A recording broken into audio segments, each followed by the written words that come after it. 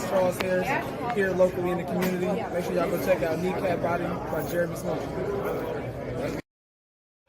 All right, and welcome to Kneecap Biting with Smokin Jeremy B. This is my Lions Man Cave chat. I have Eric Sean back and The Roar with Jake Dilling.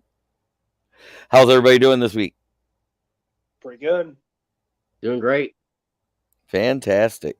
Still have all my fingers after the 4th. Well, you know, there's one rumor that isn't out there anymore. We're not getting Baker Mayfield. Hallelujah. Oh, man. Now it's Sam Darnold. Yeah, Sam Darnold. Everybody says, well, maybe we should trade for him. And I have actually seen the stupidest one yet. Maybe we should just sign Cam Newton for a backup. Cam Newton still thinks he could be a starter in the league. Right. That's the problem. Why don't we just draft Spencer Rattler next year, too? Right? Oh, man. The rate he's going, he might not even get drafted. I just threw up in my mouth a little bit. Oh. I just wish I remember that guy's name that kept, Rattler's great. And I said, Rattler's benched. I know it. It was great. All right. Go ahead. No, you go ahead. I was going to say, I've been getting crucified for this. I'm still going to get crucified on here. The only quarterback, I think, if the Lions are going to take one next year, I like Stroud out of Ohio State. I don't think he's the same as them other Ohio State quarterbacks. I mean, dude threw 44 touchdowns and seven picks last year, man. Yeah. He balled out. He's only going to get better. Fields had similar numbers his last year in college. Fields, look where he's at, man. I don't care. I'm just saying. I'm just saying. I am. Poor kid's running for his life. He was throwing to Allen Robinson, who didn't want to be there. Darnell Mooney looked like a star. And I actually seen a Bears fan that's saying that Darnell Mooney will be better than Amon-Ra St. Brown. They play different wide receiver positions. I said, maybe on another team. Well, yeah. They play different receiver positions, though. And a different style of receiver. Yeah, they're not the same type of receiver. Right. It's unfair. It's not really right to compare them. That being said, let's get into it. Are you all in on the Malcolm Rodriguez hype train? Why or why not? Eric, go ahead. I'm kind of still on the fence on that one. I mean, I watched him in the versus Oklahoma, and basically he was the reason why Spencer Rattler was introduced to the Pine.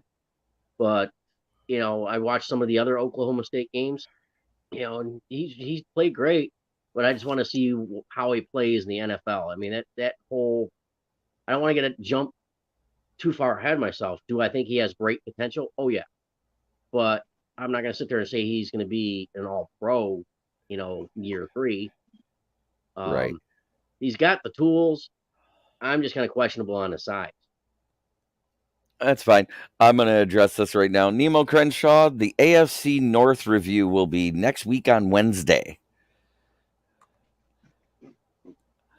Jake, what do you think? I got to agree with Eric here. I'm kind of on the fence about him. Yes and no. I mean, he's smart. He got the green dot, so, I mean, that shows you. I mean, they're saying he's, farther ahead than a lot of third-year players. But he's still a rookie. So I don't think he starts. I think he may hit a start. He may sneak into that start and roll mid-late season, depending on how your good old buddy Anzalone plays. Annalise? Your best friend. Alone. But do I think he'll be good? Yeah. I think it's going to be it's those things going to be a few years because there's still that learning curve, and the NFL's way faster than college. And it took him a little bit to get going in college too. He didn't come out and he wasn't a star right away at Oklahoma State. It took him a couple of years. Wait, the first 2 years he was a safety. That's why. That's right. I forgot about that. And he bulked up so much over those 2 years. Oh, dude's a freaking star. warrior. Yep. Dude's a workout warrior, man. David Q. Anderson comes in, says, "What's up, my dude? Oh, we're talking Lions football." And now I'll give my answer. I am only tentative because where we picked him. But as far as where he was slated to go, the fact he fell to the 6th was a miracle because he was supposed to go in the 4th round. He fell just because of size. There was no injury concerns. There was no interview problems. There was none of that. That's the only reason he fell is because he's 5'11". The fact he's 230 pounds, but according to our coaches, he is gobbling up that playbook like it's nothing. And that's why they gave him the green dot, is he has such a grasp of the defensive playbook we have, which means maybe it's something similar to what he dealt with in Oklahoma State, which was a 3-4 under program. Yep. He's smart, highly intelligent player. I mean, yep. And that being said, if he ends up starting over Anzalone, I'm good with it. That's all I got to say. I mean, because he's a sure tackler. He's good in coverage because he was a former safety. That's where he learned coverage. And he's so, like you said, his size, that should actually help him a little bit when when they do send him on blitzes and stuff like that, because he's gonna get lost. 5'11". I mean, dude, that's a few inches taller than me. That ain't very big. It's like my brother's size. So he can get lost and he can make himself, small and fit right in between those offensive linemen. He's like a bullet. And Keegan Eckert comes in. "What's up, JB? Hey, we're talking Lions football. Great to see you." And Q comes up and said, "Dosen, add him." Totally agree with me. Ben Smith says, "Sup, Jeremy?" Ben Smith is a Patriots fan, and Nemo Crenshaw is a Ravens fan. And the fact they're watching, I like it. But you know what? This is how anybody in this community finds out about other teams. They watch other teams' podcasters because they're able to get more information than you can from just the news. Yep. We talk about different stuff. You might be disappointed because Fabio Zalone might end up being a Raven because he's used to the bird on the head.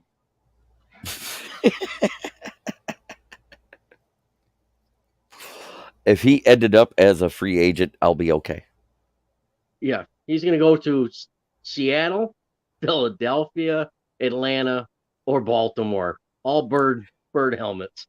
Or, God forbid, and then he ends up good, New England. Yeah, it's not a bird. He's used to Fabio bird to the head thing. That being said, let's get on to topic number 2. Who are you most excited to see on both sides of the ball? One offensive guy, one defensive guy. Who are you most excited to see, period? Whether rookie, vet, or if you want to do one of each, I'm good with it. Jake, you start us off this time. On offense, I think I'm going to go with the obvious, and I'm going to say Jared Goff because of all the new weapons he has with a healthy O-line. They brought in DJ Chark. We got Funches coming in, Hawkinson, Swift. I want to see what he can do with them guys, and if they are all healthy, and once Jameson Williams comes back, I want to see if he could be the Jared Goff we saw at the end of last season. Yep, that's what I want to see. Yep. And on defense, I'm not going to say Hutchinson. Everyone's excited to see Hutchinson, so I'm going to kind of leave him out of the equation. I'm going to go with Kirby Joseph. I mean, I have been following this kid pretty much, all last season, his last season at Illinois. I picked him on several of my mock drafts, and kid's just a ball hawk. He's a sure tackler. He's a ball hawk. He's a little light, but I don't think it, that's not too much of a worry for me. But I like Kirby Joseph, man. He's just got a nose for that football, and he's going to go up there and he's going to get it. You drop that ball, he's on it. He's going to intercept it. He's going to, recover fumbles. Kid's going to be a stud. Give him a few years. Yep. Okay, I'm going to address a few comments, and then I'll get Eric's opinion. Q says about Malcolm, I worry about who he will be going up against. I don't. Q on defense, iffy. On offense, Shark. And Keegan Eckert says Shark for offense and Josh Pascal. All good choices. There is no wrong choice because this is your opinion on who you're excited to see. Eric, let's hear yours. I mean, it's tough to follow up Jake after that because I agree 100% with what he said. But this year for me, I'm pretty much confident that Goff is going to come in this year with the same confidence he finished out last year. So I'm going to go with my gut and say DJ Chark because that's going to be the big difference maker, having an extra person with St. Brown. On defense, everybody would want to go with the obvious Aiden Hutchinson. No, actually, I'm going to go Julian Aquara because with Harris excelling last year, having Aiden Hutchinson also taking off some of the focus off of Aquara is going to let his speed basically improve on the 5 sacks he had last year. So Julian is my defensive player. All right. Well, I'm going to go a little different. I'm interested because I want to see if both players can stay healthy. On offense, it's Swift, and on defense, it's Jeff Okudah. Can't argue with that either. Yeah, no argument there. I'm excited about Jeff Okudah too. So I mean, everything I'm hearing from the coaches, he's been a sponge lately, and he's been taking in everything Aubrey Pleasant and Aaron Glenn can give him. If he can stay healthy, he can be good. And right. I don't want to move to safety, not yet. No, everybody says if he got slower, then yes, I agree. You move him to safety. The fact he got faster means he's an alien. Yeah, he's one of them reptilians. And Q says, "Good, Okudah." That being said, I'm going to do the pay the bills things. This is going to be a quick show because I was hoping more would hop on, but Dom is busy tonight, and I get it. I'm a dad. If I got my kid, I'm busy. Dan just didn't reply yet. I don't think. I haven't looked at my phone in a minute. Nope. All right, and Darcy couldn't make it either. He's going to bed. He must have to work in the morning. Yeah, it is 8 o'clock. It's time. Old men usually tend to go to bed kind of early. So shut your whore mouth. That being said, it is time to pay the bills. Let's do the sponsorships. Oh, and I didn't move it, of course. Sleep's overrated. I'll sleep when I'm dead. A1 Tire and Auto Repair. 3 locations to serve you. Saginaw, where I work on Genesee Avenue. In Bay City on Broadway. And in Caucalan, just north of Bay City on Caucalan Road. Good used tires. Great prices. Then Mad Lab Custom Creations. Dan Leonard does some amazing work. I can't wait to see what he did with the one he's bringing me shortly, because I'm getting a custom Vikings Justin Jefferson helmet. Traitor. Hey, I won it in a raffle type drawing, and he's making it custom for me because UPS, when he shipped it out, it got shipped back to him 2 weeks later. And so he says, man, for your weight, I'm going to hook it up. So I'm not mad at that at all. So he does great work. Custom paint jobs are $65. If it's a truly custom paint job where he's got to create something, that might cost a little more. Was he going to have Fran Tarkenton losing four Super Bowls? Fran Tarkenton actually did come up in a break once, but no, it wasn't custom. That being said, let's get back to it. CBS has ranked Dan Campbell as the 30th ranked coach in the NFL. Is that disrespect or no? Throw the record out. Just look at the coaching changes that are out there. Think about it and then give your answer. Eric, you're going to be starting us off with this one. At first glance, yes, I was kind of offended, but then I sit there looking, okay, yeah, sure. They're taking record account. They're taking his play calling in the beginning when he took over play calling was terrible. and then he got progressively better. But they didn't take into account how much the players and all the coaches love working with him, and the fact that he's actually delegating most of the responsibility. So it's an underrated ranking, but in all perspective, I'm kind of looking at they just looked at the record. That's it, and they look at same old line, and we know that this is totally a different mindset of anything we've dealt with before. So I'm comfortable with them saying it, whatever. But I would think he's more. Honestly, I would say he's probably like 15 right.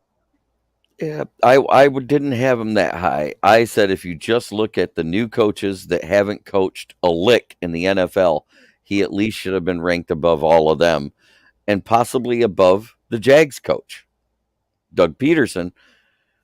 Not his fault, but he inherited a team that's abysmal. Yeah. See, I'm kind of on the fence with the ranking because it's hard to leave the record out. But the thing is no new head coach, no first-time head coach should be ranked higher than a guy who has had at least one season as a head coach. Because you have no idea how them guys are going to come in. And it's no disrespect to any of the new guys, Not saying they can't be good coaches, but they haven't coached as a head coach in the league yet. They're giving one guy because who's the head coach for the Broncos? Hackins? Yeah. I think it's Hackins. You know why they ranked him ahead of Campbell? Because he worked with Matt LaFleur and Aaron Rodgers. Well, that doesn't mean nothing. That doesn't mean anything. No, he wasn't an offensive coordinator or didn't anything. They rank the Minnesota coach above because he worked with McVay as well? Yeah. Yep. He worked with. The guy never called a play. He never called a play. And he might be good. He might be a good coach. Honestly, I hope he crashes and burns because I hate Minnesota. But he could be a good coach. But you don't know that. So, and Campbell's not bad. I mean, hell, man, like I said this, multiple times. He outcoached Matt LaFleur. He outcoached Cliff Kingsbury. He outcoached Sean McVay. But eventually talent took over. And talent matters. You can outcoach somebody all day long. You can make the right call every second of the game. If you just don't have the talent, sometimes you're just not going to win. As we saw against Minnesota the first time, as we saw against the Ravens, as we saw against hell, look at the comeback we had with the shitty play calling with Goff against the 49ers. Yes. Yeah. I mean, so I don't think he should be ranked that low. I think that's low. Every first-year head coach should be ranked below him. Every single one of them. I still even think Robert Salah. They got Robert Salah ahead of him, and I think he won one more game. And that's the only thing I can think of, and he's in New York. That's the only thing I can come up with is why he would be better or ranked higher than Campbell. He's not in Detroit. Yep. It all comes down to Detroit. So. That being said, I forgot to mention my favorite sponsor for Fridays. It's an FTP Friday. Let's get an FTP in the comments. Fuck the Packers.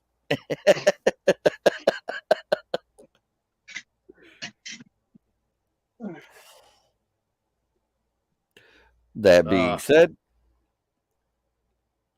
you guys aren't going to reiterate it? Come on, it's fuck the Packers.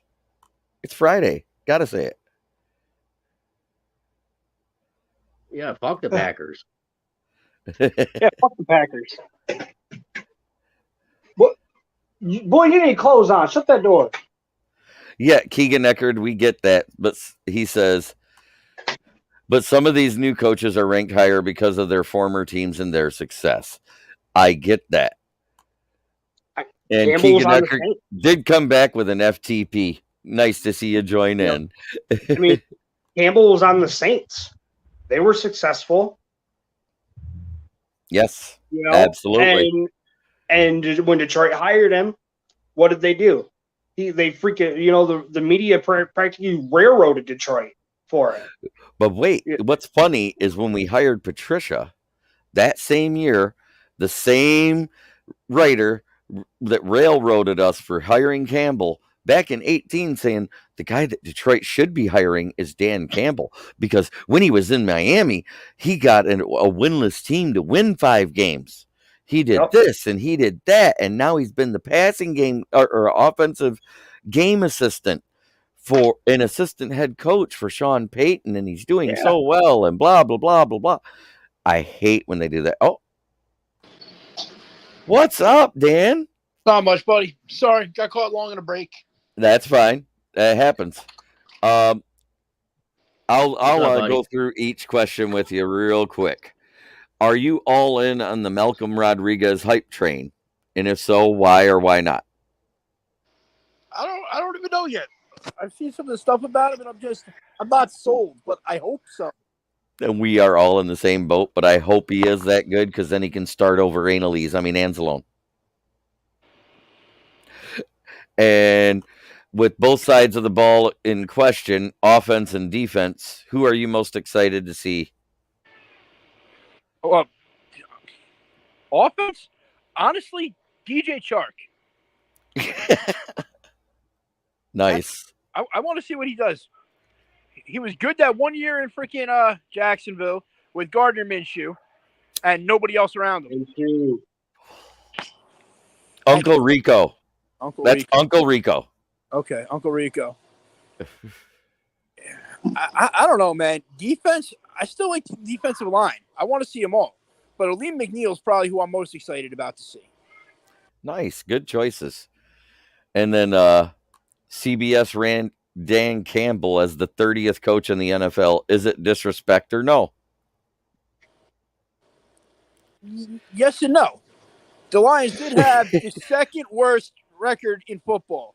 So based off of just his winning percentage, you would say, okay, he's a bad coach. But you can't base it off of just stuff like that. Right. Like, here's why I would have ranked him higher. I said at least the lowest I would put him out of the 32 is 26th, because I wouldn't put any coach that has not called a play in the NFL as a head coach ahead of him, because he was in for a year. That does make sense, yes. So other than that, I that's where I think it is. And now we're going to get to the last question. We're going to start with you, Dan. Who do you think will be the sack leader by the end of the season for the Lions? Hutch is an easy choice, but I'm not going to go with him. I'm going to go with Derek Barnes. All right. That's different. Yeah. But he was a sack master at Purdue. And they're moving him back to outside linebacker. That is right. That's a good choice. Interesting choice. Yep. Definitely. All right. Let's go around the room. Jake, what do you think? I'm gonna go Charles Harris. I think he hits double digits this season. I think I can see him hitting double digits. He wants to get paid. He's finally realizing his potential, and I think he loves playing in Detroit. It showed last year. He definitely improved, and I could see him getting 11, 12 sacks. Maybe more. It depends on how quick he's rotated in and out too. If they do a heavy rotation, like I think his numbers will be about the same myself. But I like it. Eric, what do you think? I'm going to stick with what my gut says is Julian Aquara, because with the pickup of Hutchinson, then Harris now getting the NFL attention, that's going to take focus off of Aquara, and he's going to be able to do his thing. He's going to be free. The whole defensive front line looks good, solid for once, and he's going to be able to roam free and basically wreak havoc. Yep, from the OLB position. If you can say I'm going to throw one out there that's a curveball. He was the sack leader once for this team before on an abysmal defense. Jared Davis. Not a bad choice. Not a bad choice at all. And they're moving him as a stand-up linebacker on the outside, too, which is where I said they should have put him before they ever let him go. Oh, man, we screamed for it. literally screamed for. I yelled at my TV. That speed not being put outside was killing me until we got snacks. And then I was like, wow, then you saw his potential on what he could do when a hole was opened up in the middle of the line from the middle linebacker spot. Yeah. I like that one That's what too. he did at Florida. That's what he did at Florida. That's what he was best at. And You know what? why not It's a utilize fucking it? bear in cub. the NFL? You know what the best What? part about this is? All four of us had different people, which means we have that much more talent. Right. Exactly. Yeah. I mean, the talent level is way deeper than a lot of people think, and it could be very good. And Paul Jaros comes in and says about Malcolm, yes, because he has good credentials, he will eventually work his way in as a starter. That's a very good point. I agree with that sentiment. But he But doesn't even have a high bar to work with because he's got Fabio Zalone in front of him. right. And I believe right now the MLB2 is Chris Board, according to what I'm seeing. Yeah. Which that actually fits. When he did play in the lineup on defense, he was the MLB2 because he wasn't the guy that was calling the plays, but he was a guy that was next to the guy calling the plays. Right. It's not bad. He was a little lost in that on that depth chart. When his number was called, he played well. But after there are 17 people on the injured reserve, with 3 of them being linebackers, he got his shot, and he didn't play horrible. Right. As I say, when his number was called, he played well, and that's what you need. And this says a you lot. need guys like that. It's like St. Brown. Oh, this says an awful lot about our coaching staff. He turned down starter money with the Ravens to come here and play with Campbell and company. Yep. Yeah, They were ready to make him a starter, and this came from other Ravens fans. I mean, the best thing out of a worse situation coming out of last year is so many young players got opportunities to play, and we saw a lot of them shine. So that just basically made our depth so much deeper, and we're going to sneak up on a lot of people. I mean, absolutely. One week AJ Parker shined, the next week Jerry Jacobs shined, the next week Charles Harris shined, who's still a young player technically. He's just hitting in his prime. Is he 26? He'll be 26 at the start of the season. Yeah, we have the youngest team in the NFL, and it's like the last I saw was like by 25 months. Yeah, almost a little over 2 years. Yep. I think next youngest was the Texans at 28, right? Yeah. Yeah. Yep. And that's because they didn't have the cap room to gut their roster like the Lions did. Right. Oh man, they need to. Yeah. Nope. I still can't believe they're all in on Davis Mills right now. Whoa. Davis Mills is fucking key. Hey, Mills didn't play bad last year, though. I give him that. Given the situation, he was all right. He was all right. I'm going to tell you right now, in my eyes, Davis Mills is going to come out as the best quarterback from last year's draft class. I could see it. I think it's the guy that's sitting for 2 years and hasn't played a snap yet in a game. Who's that? He's sitting behind Brady. The guy I said that if you could let him sit for 2 years before he played, he could be really good. I heard he's looking great in their OTAs and all that. You know who I think is going to be the best one out of all of them? I hate to say this. It's going to be Mac Jones. He's giving me Brady vibes. I think last year was his ceiling. Man. The reason why of how they're doing him. Bill Belichick is doing exactly what he did with a young Tom Brady. He's not giving him too much to do. He's simplifying the offense so that he learns to make good decisions. And eventually, and because Brady, his first couple of Super Bowls wasn't all about him. It wasn't just Brady. Like, did he step up in them clutch moments when they needed him to? Absolutely. But they had some of the best defenses around, and they had a solid run game, and they made the playbook a little simpler so that way their young quarterback doesn't have to, freaking dissect the defense or do long division in order to make a damn play. Right. And that's what he's doing with Mac Jones. And he's going to allow him to develop. Mac Jones is Chad Pennington with worse of an arm. Mm, I actually agree with that last statement. I do too. I He was the most NFL pro ready coming out. Yes. definitely. But I said his ceiling of what he can reach was way lower than the rest of the quarterbacks. He didn't have a high upside. Yeah, I agree. He's going to be a guy looks like a Swedish place kicker quarterback, but he's second tier. I heard next year, Crapsonville with the first pick is going to take the one-legged punter. Oh, Canisius. I know that guy.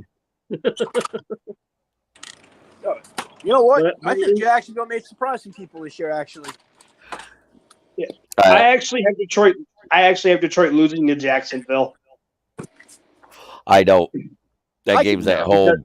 The reason why? Because they're going to play the Bills on Thanksgiving.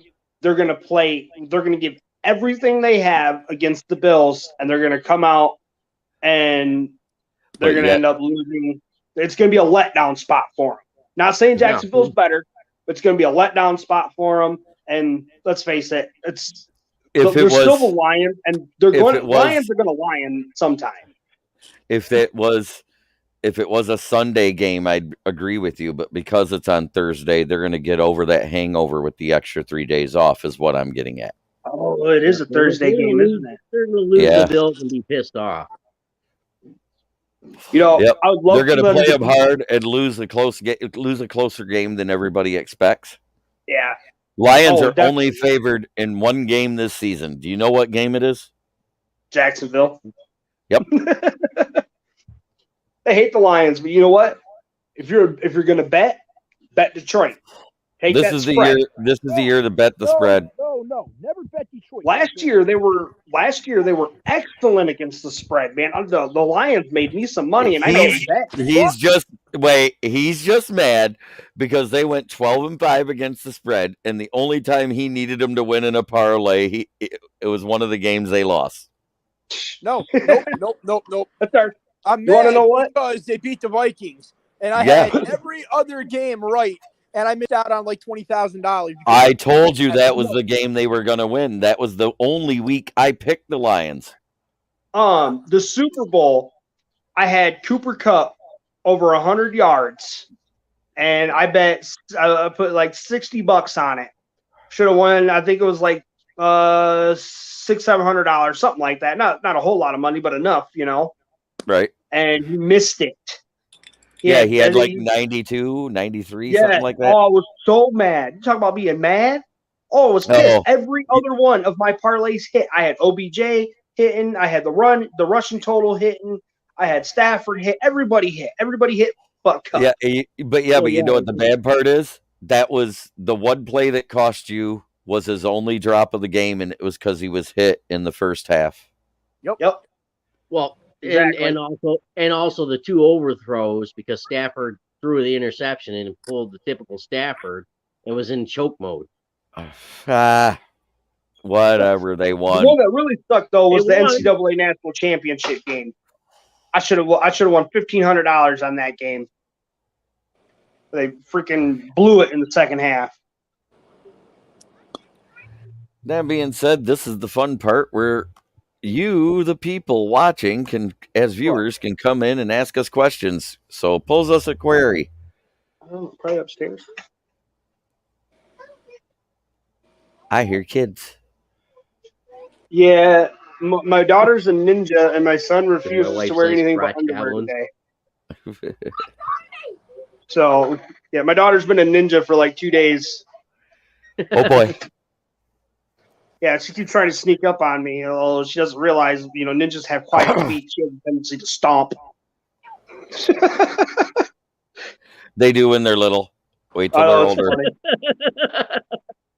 Wait till they're older. They learn to move like a ninja. Right? Hey, time for chores. Where'd they go? She's like, I gotta tell you a secret. She's like, Dad, guess what? Yeah, you're not whispering, kid. Everybody can hear you. What's up, buddy? He's catching fireflies. Hey, Cool. kids. I know there's kids around my neighborhood, man. I'm about to tell one of these little boys about something about respect. His parents should have taught him. Well, shit. Told him that the other day. Just rude. Like, if I, man. Oh, there we go. We do got a question from Keegan Eckert. What do each of you think about the situation in Carolina now that they have Baker? He should have been a Lion. Oh, shut up. Yeah. That's almost mute worthy. Oh, I forgot. Next year is the Right? when he goes to the Lions is the Baker Mayfield Reclamation Project next year. I actually think they'll be better because of it, because he is a better quarterback than Sam Darnold. Yeah. It's a better guy for Matt Corral to learn behind than Sam Darnold. I kind of like the move. They still got a suspect O-line, so I expect that Baker might not make it through the season. Yeah. Oh, what's his name? Robbie Anderson doesn't seem too thrilled about it. Oh, Robbie Anderson's pissed. He's like, I'm just Robbie protecting Anderson's my a piece of quarterback. shit, Like, dude, your quarterback threw more interceptions than touchdowns last year, okay? Yeah, but Robbie Anderson, remember, Robbie Anderson came to them from Cleveland, and he hated Baker. That's true. I forgot about that. But Did he come from Cleveland or did he come from the Jets? like, I like Mayfield. You know, I mean, I like Mayfield. Or was it that he came from Oklahoma? I can't. I'm not sure. Probably. I know. He said as a former teammate, I hate him. Yeah. I like Mayfield. I liked him at Oklahoma. You know, I've liked him in I've been cheering him on in Cleveland. You know, he plays football like it's supposed to be fun. You know, he's out there and he's playing. He's got a little Favre in him. You know, he's the guy who's going to throw. He's going to toss you the ball and then he's going to throw you a block. He's got a little Favre, but he's got a lot of diva too. He's got a lot of wide receiver qualities. Yeah. I seen a meme that made me laugh my ass off. It says, "So Progressive, are we going to do commercials now that I'm in Carolina?" And it says the Twitter page from Progressive has blocked you. Right. I saw another one today. It says week 1 when they play the Browns, Baker Mayfield grabbing his crotch at the Cleveland bench. I was like, I hope he does. What do you think, Eric? Well, I'm thinking I'm just laughing because you and I had this conversation before. Once again, Bob Quinn strikes and tears down another, NFL team. It's like he goes from the hapless Lions to the hapless Browns, and the Browns actually had potential, and he's basically destroying what little foundation they had built in the last 4 years. And Keegan Eckert says Mayfield gets on my nerves even with the dumb Progressive commercial. I like Mayfield, but honestly, you can't blame Bob Quinn on this whole thing going on with Cleveland right now. Because Jimmy Haslam was the one that said he wanted freaking Deshaun Watson. I know. It's just he was the one that decided how many picks would go there. I can guarantee you Quinn was behind this trade of Mayfield. If they would have waited, they could have gotten better than a potential 5th-round pick. Like, what does that even mean? Because they waited as long as they did, the Panthers won this trade just by what they gave up to get him. Oh, yeah, definitely. Possible 5th-round pick. Possible. From what I heard, there was a 2nd-round pick on the table earlier in the offseason. Right. Yep, they wanted first-round picks for them. They wanted first-round picks, and they turned it down, and then nobody was calling when they heard they wanted a first and a later pick. Well, no, because everybody knew they were going to go after the freaking Watson. And once they got Watson, why are you going to give him that many picks? Why are you going to give him anything good when you know if you just wait, you're either going to get him cheap or they're going to cut him? Right. I don't think they were going to cut him. I think they wanted to play him this year because Watson was going to be out, but he said, "Yeah, it's not happening." Yeah. And when they wanted him to play as soon as it came out that the NFL was looking at a 1-year suspension. which meant they don't have to pay Watson this year if he only gets a 1 year. They may not have to pay him at all if he gets the indefinite. I don't think if they would have traded Mayfield right off the bat before going after Watson, they could have gotten at least a second round pick for him. But And there was the Carolina offered that to begin with. I hope week one Mayfield goes into Cleveland and destroys them. I hope he does it. I hope he does. They they might not like him or anything like that. I understand. Cleveland fans didn't really care for Mayfield too much, but he gave everything he had to them. Myles Garrett gets suspended because he concusses Baker Mayfield with the helmet hit. Yeah, I mean, he played hurt. He played hurt last year for him.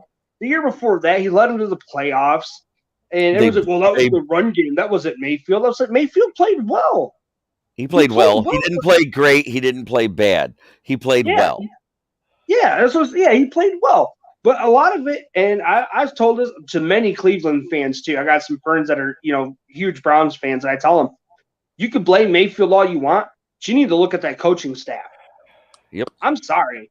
They have not helped him at all as far as development. If he's still making the same mistakes as he did as a rookie, that's not all on him. Some of that falls on your quarterback coach. That falls on Stefanski. That goes to play calling, a lot of stuff. And we all know Cleveland is not known for developing quarterbacks very well at all. So if it wasn't for playing the Bears twice and playing the Jags. Yeah, I still think there's a good chance that Hutch could end up the sack leader on the team just because of how bad those O-lines are. Yeah, I think his best games are going to come against the Bears because I know he wants to hit Fields because he beat Fields in college. So he's going to want to destroy him. He's going to show up. And who's going to block him? Tevin Jenkins? Nobody. Fields is going to get them lookout blocks. Maybe Fields will get the new NFL record. It'll be 15 sacks instead of 9 sacks in the game. Right. Okay. Joe Burrow almost had that record broke. He got 8 3 times last year. He got hit 8 times. Jeez. It's a long game, man. It's a long game. I think the worst Stafford took was 7 for the Lions. Yeah, if I remember right. Yep. That was when Everson Griffin was in his prime, too. Yeah. See, that's when I'm tearing my old line a new one. I'm getting hit that many times. I'm tearing everybody on that offensive line a new one. That means he had to do one. When you're getting ate up by your O-line, that means one of two things. Either you're not respecting them enough in the huddle, or they're just not that talented. Yeah. And for the Lions, for a long time, it just wasn't that talented. Yeah. We know Chicago wasn't that talented, but that Minnesota game, that was still a young Ragnow. I mean, we had talent on the offensive line, but that was Minnesota's defensive line was almost akin to the Purple People League. Yeah, I'm excited about the offensive line this year. I think they're going to move up to that number 1 spot. Pray to God they stay healthy. Sweet baby Jesus. If they stay healthy, they will move up to that number 1 spot. We're going to move up to that 1 spot. I mean, I'm sorry. Ragnow, he's got future Hall of Famer. Right now, I'm borderline. They put the Chiefs up there with us in that upper top 5 ranking, and I don't see it. With what they lost. I think the Chargers have a better O-line than the Chiefs have. Yes, I agreed. I think the Raiders are borderline right up there with them because the Raiders O-line actually played really well last year.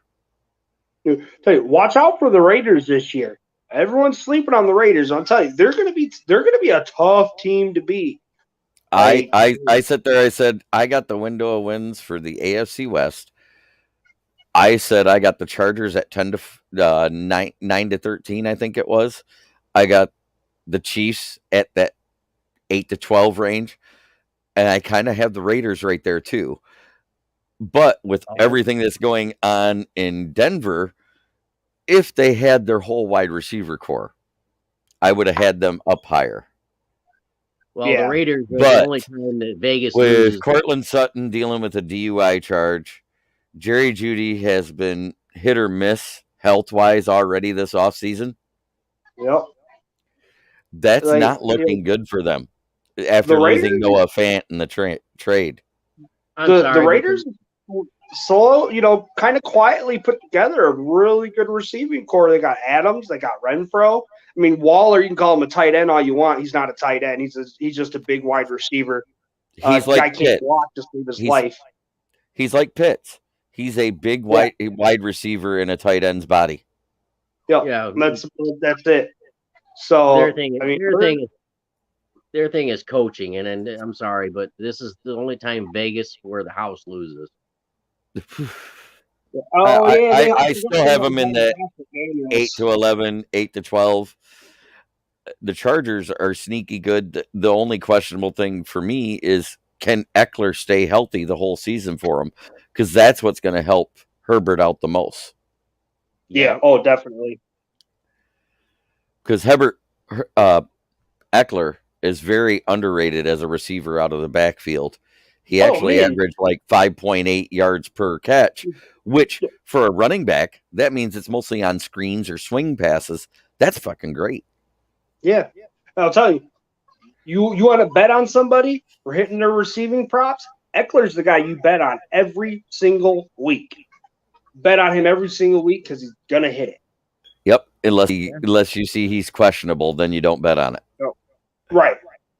If he's in the game, you bet that receiving prop because he's gonna get you at least 40 yards receiving. Yep. I agree. Eckler's one of the kind of like quiet, great players. He isn't. He isn't I a would say 1,000-yard guy yet because he can't stay healthy enough. If he had 3 more games last year, he might have actually broke 1,000 yards. Yep. I'm going to go out on a limb and say he's probably the best receiving running back in the league. Receiving What you talking running about, back. Willis? I thought we had the best receiving. I thought we had the best receiving running back. I love DeAndre Swift, man, but he's broke my heart too many times. Swift is doing same thing with Eckler. But- He falls into staying healthy. So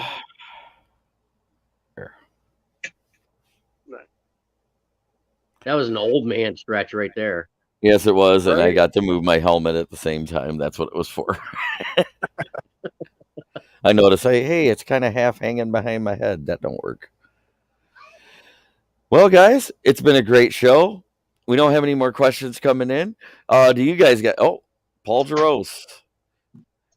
How are the Lions planning to use their linebackers? 2 inside, 2 outside, or will they play other position players on the outside, such as using extra defensive ends in their scheme? They already have talked. A lot of our defensive ends in the traditional 4-3 have already been moved to outside linebacker, like Julian Aquara. Charles Harris has been used more at outside linebacker. I think they're even going to switch in and out with Aiden Hutchinson to linebacker as well, because he did well with that at Michigan. you'll see Hutchinson play a little bit of both. Yep, I agree, because the only thing that Campbell ever drafts are like Swiss Army knives. So we're going to see a lot of different rotations, and that's the great thing that makes me excited about our Lions defense is that there's so many players. If you look in their history, I mean, you go back to Rodriguez, safety, linebacker, stuff like that. That Kirby Joseph, players, wide receiver / safety. You got James Mitchell, who's halfback, fullback, and tight end. You got.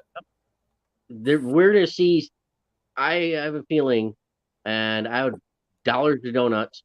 We're going to see multiple different sets, different players in different spots all season long, and opposing coaches aren't going to know how to play against us because they don't know who's going to be in what position during what play.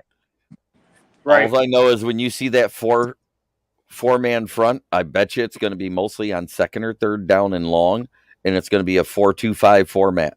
You're only going to see 2 linebackers on the field. One of them might be an outside. One of them will be an inside. And then you're going to see either a safety or the cafety, Will Harris, playing in the slot. I just hope Will Harris gets cut. Got a That's my hopeful cut. You know, though, if they play that defense, all they're going to have to do is run a 2 tight end set and hit the tight end on a freaking streak up the middle. It depends on who's playing the middle at the time. If it's Anzalone, yes, you run the tight end set. If it's Barnes or Rodriguez, I don't think you run that. I don't think you run that 2 tight end set.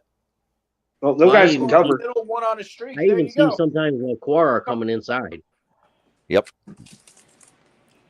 And Pascal can play D tackle, D end, and outside linebacker. They've been having Houston run at linebacker. They've used Houston at both outside linebacker and inside linebacker. Yep.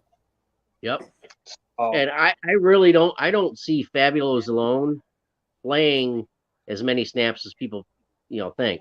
Maybe on third and short just because he's big and can fill in the hole. He's decent. He's decent in the run game if he meets them at the line, but if they get past the line, it's not good.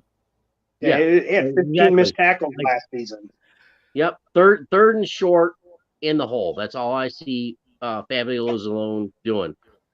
Third and short, though, man, I don't think you want to run the ball against Detroit. Not with McNeil up there.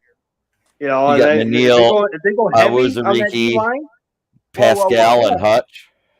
If Michael Brockers is on that field on 3rd and short, you run at Michael Brockers all day. Yeah, I know. I like I said, I didn't add him into that lineup for that four-man front to go in there. In that situation on 3rd and short, Hutch, Pascal, Levi, and Aleem. The only way you see Brockers out there on 4-down lineman is if he's playing that DN spot. Yep. Well, he can play DT too because he did that when they did the 4-man fronts in LA as well. But Lee McNeil is not Aaron Donald, and I don't think that's going to help. Right. Yeah, no. Brockers. He is sure as shit not Aaron Donald. But I like McNeil. I love McNeil. Don't get me wrong. Here, I'll give you a better comparison for McNeil. He's more of a Haloti Nada type. Yeah, a young Haloti Nada when he was effective. Yep, he's going to grab 2 to 3 guys at the line, and he's going to let the linebackers get through. Yep. He's going to be a cross between him and Snacks. Yeah. I don't see him Kid's a freaking good of a rusher. Tank, man. Yeah, but even they said that Snacks was more of a run stuffer than a pass rusher anyways, because he did take on double teams. Yeah, I also saw Snacks put up like almost 10 sacks in the season. Yeah, I know, but he didn't do that here. I'm saying that the way they used him here is to open up for the linebackers. Well, yeah, I have a love for that guy because he was a Giant. I know he was a Giant, and I know you're a Giants fan, and I loved him too for that year that he was here, and he just came in and played for that half a season. He helped for Jared Davis and the amount of sacks he had. He helped him get 6 of those. Yep. Well, it's like, you guys all just reiterated why I think Quora might be, potential sack leaders, because those guys are going to open up the holes in those positions for Julian basically to take the head off of Aaron Rodgers. I hope so. I hope one of them does it in the first game and he's out for the season. Then the NFC North is up for grabs. Yep. I'd rather him stay healthy and just somebody beat them. Just so it could be like, hey, you got no excuse. I want to see Aaron Rodgers retire after a good hit from Hutch. Sorry. That too, though. I'm not going to be an asshole here, but all Lions fans talking about these hits from Hutch and shit. Like, the dude's not Bob Sanders. He wasn't John Lynch. He's not even like Ray Lewis. He's not a banger like that. No, but he is a sack guy, is what I'm getting at. That's all I'm getting. I'm just saying he's not one of those freaking headhunter big hitting guys.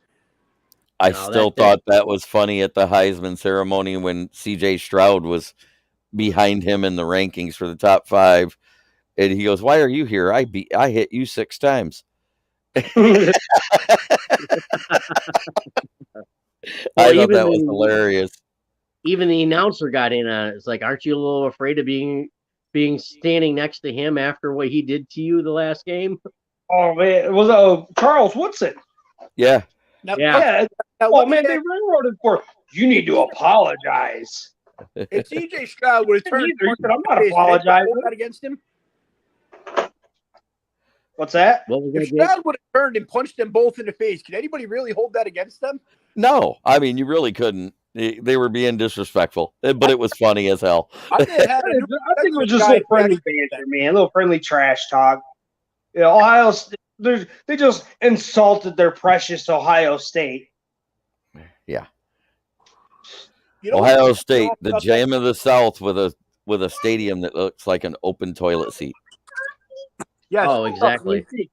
Okay, good. I'm a big Miami fan, so Ohio State drives me nuts when they say the Ohio State. You could suck it. The U. Exactly. It's not. And you know what? Speaking of that, I just want to say, On the ground. the coach down there in Miami, that guy's doing a hell of a job recruiting right now. Mm-hmm. Did you guys see the film on that guy that came to Michigan? The quarterback that can throw with both hands? Mm-hmm. That's nuts. And he looks good doing it. Hey, Michigan lost out on that 5-star. He was committed to Oregon. Who did? Michigan lost. That was Dante Moore. Committed to Oregon. Did he? Yep. Michigan refuses to open up their pockets for the NIL for the NIL. At least the big money. They're saying you should feel privileged to play at Michigan. They're still gun shy, even though Juwan Howard isn't. They're still gun shy because of the whole Fab Five thing, and I know that's what it is. That probably is 100%. Well, it's not even just a Fab Five.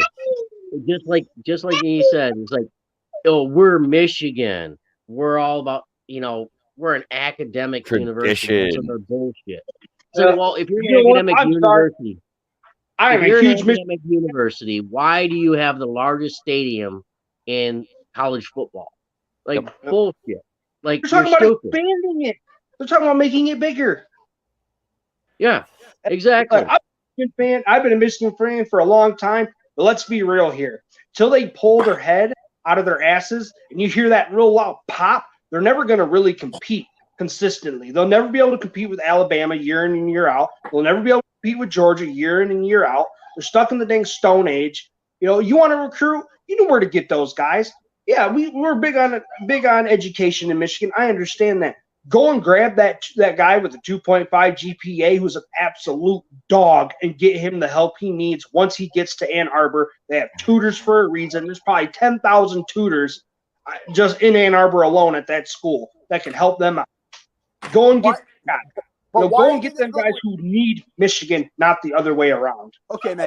How about this, though? Why is that player going to go to Michigan where he's going to have to put in all that extra academic work where he can go to a school like Miami, USC, Bama, and get pushed through and go to the NFL and make that money? That's what's going on. That's the facts. That's the truth. If you go to Miami, the only thing you need to learn is I want a lawyer. Yep.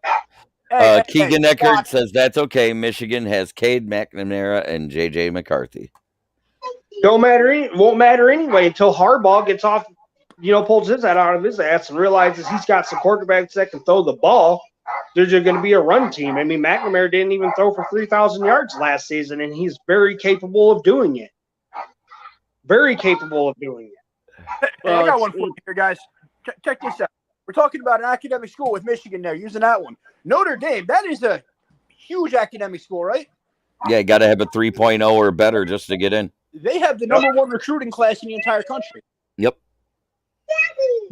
But you know what? Notre Dame will never win a national championship. They'll never win a national championship until they join a conference. Two days ago, Ohio State was above Notre Dame.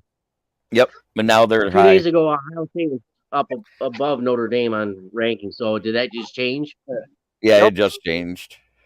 But if Notre Dame joins a conference in football, it's got to be the ACC. They have a contract with them through basketball already, but in that contract, because it's contract with the school, it says that if they join a contract, if I'm right, I could be wrong. This is just what I've heard and I've read a little bit. So that if they join a conference for football too, it has to be the ACC. Actually, I read that. It's not. That's actually not true because the NBC TV contract actually supersedes that. And they said in the NBC contract, if they join a conference, it has to be the Big Ten because of They don't want no part of the Big Ten. They're going to stay independent.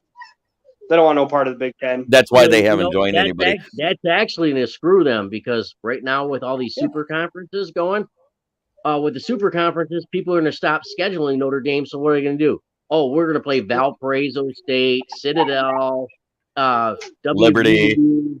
Yeah, and they'll right. still be ranked in the top 25 every year and clean up on money being made from it. Yeah, well, they're cleaning up on money anyways because of that NBC contract. I thought it was CBS. It's NBC. They got 15 years left on that contract, or was that a lifetime I'm contract? shocked that Notre Dame even lost 3 games last year. I thought they were going to lose a lot more than that. They look terrible. Did you see Drake London just house Kyle Hamilton? That's why. Yeah. Well, that's exactly why Kyle Hamilton. Everybody's like, "Oh, take Kyle. He's so great." Like, dude, you see, the one thing about Kyle Hamilton, sure, he's a great player, has an awesome motor. He doesn't hit people right. He's injury prone all the way from high school. He needs to bulk up is what he needs to do. Yeah, he hits people wrong. He doesn't have a good hit technique. He has balls. He has balls of gold, but he's not as good. He's not as good as people thought he was.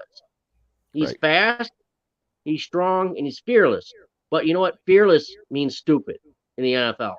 I think he has his ceiling is probably Palomalu. If he can hit that ceiling, that's the thing. He's got to be able to get there. I'm not saying he'll get there, but I think that can be his ceiling. He's got those kind of instincts. Where do you go again? With that. But the problem is he doesn't hit. Yeah, Baltimore does a great job of coaching safety. So if he's going to hit that, that's the place he will. Yes, they do. So give it a couple years, see how he looks. Yep. But I thought that's who Detroit was getting when they traded up. I thought they were going Hamilton. Let's see if he hits right in the first season, because if he gets a concussion, he might be done. Yep. Because he's already had 3 in his career. Well, guys, it's been a pleasure. There's no new comments coming in, so we're going to call it a night. This has been Kneecap Biting with Smokin Jeremy B. Thanks to Eric Sean for showing up, Jake Dilling and Dan Leonard. If you guys want to stay on and do a little round table after, we can. I will. I need a refill.